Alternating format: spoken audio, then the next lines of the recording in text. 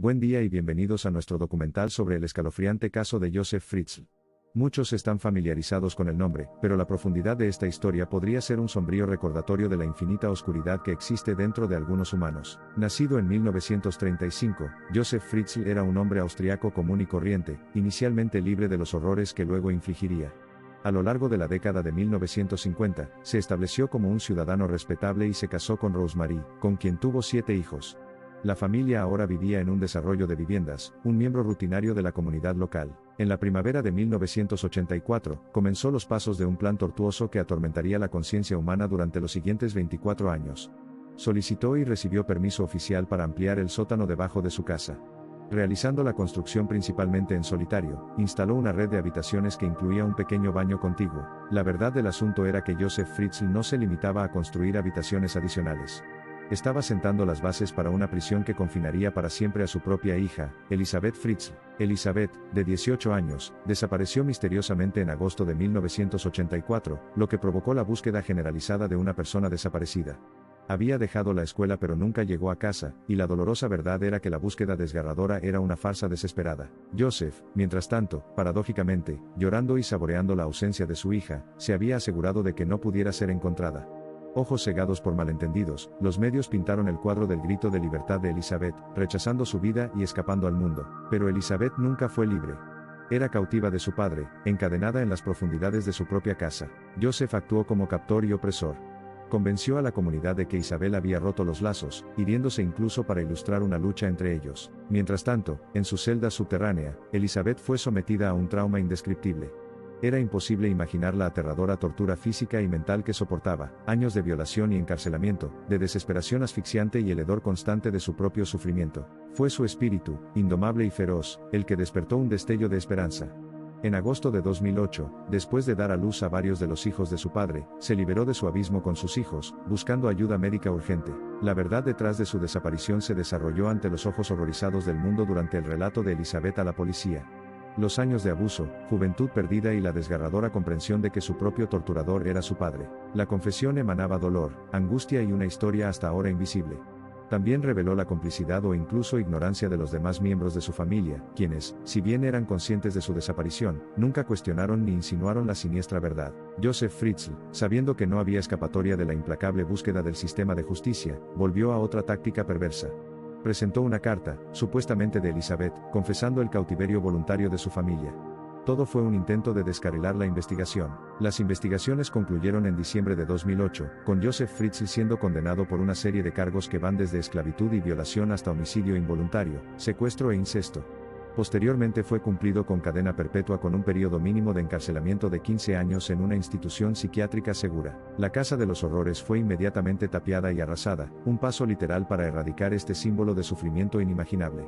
Mientras tanto, Rodolfo, el hermano del patriarca en desintegración, expresó su profundo remordimiento. En un acto poco común de total desdén por el horror que Josef había desatado sobre su hija, afirmó que habría matado a Josef si podía ponerle las manos encima. Es posible que el veredicto no haya sido la compensación por los años de agonía soportados, pero sí ofreció una garantía parcial para la familia que ahora se recupera. Tras las rejas, por fin, yacía el hombre que tanto les había robado ya. Recientemente, Elisabeth Fritzl y sus hijos han tratado de reconstruir sus vidas, con nuevas identidades y un nuevo comienzo. Había aprendido a amar y confiar una vez más, incluso detrás de las altas y protectoras paredes de la clínica. Sus hijos se han ido adaptando gradualmente a la vida fuera de los confines claustrofóbicos del sótano, libres de los horrores que alguna vez les infligieron. Sin embargo, las cicatrices permanecen, los traumas continúan y los recuerdos rondan. Es importante recordar que más allá de los titulares y los dramas judiciales, se trataba de vidas reales, empañadas por una crueldad impensable. Su historia sirve como un doloroso recordatorio de la depravación que algunos humanos son capaces de perpetrar. El caso Fritzl sigue generando desconcierto e indignación global. La abrasadora hipocresía de un hombre al que se le ha confiado protección y cuidado de su familia impulsándonos hacia la introspección.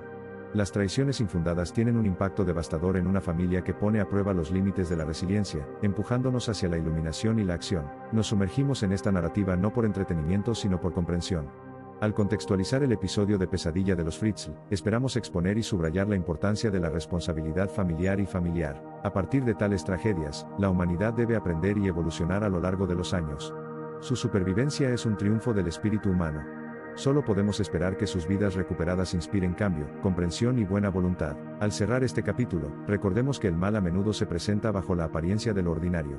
Recuerda a Elizabeth, sus hijos y las dificultades inimaginables que soportaron dentro de su supuesto santuario. Recuerda el dolor, el miedo y el coraje interminables. Que esta historia sirva como testimonio del poder de la compasión, la resistencia y, lo más importante, la esperanza.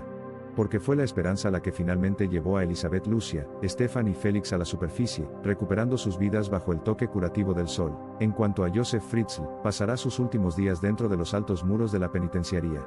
Pero la historia de su ignominia, que resuena en los anales de la depravación humana, sigue siendo una dura lección de traición familiar, sufrimiento y, sobre todo, triunfo del espíritu humano. Así, la más joven e inocente de las víctimas es la conciencia no nacida.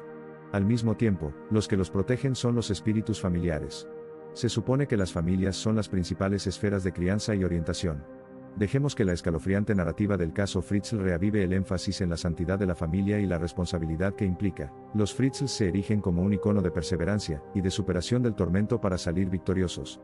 Nos han demostrado que incluso durante los tiempos más oscuros, uno puede encontrar su camino hacia la luz. Han otorgado al mundo un valioso recordatorio sobre la fuerza imperecedera de la esperanza. La casa que alguna vez fue utilizada como escenario para actos tan despreciables ha sido demolida, pero el recuerdo de sus horrores seguirá acechando al mundo.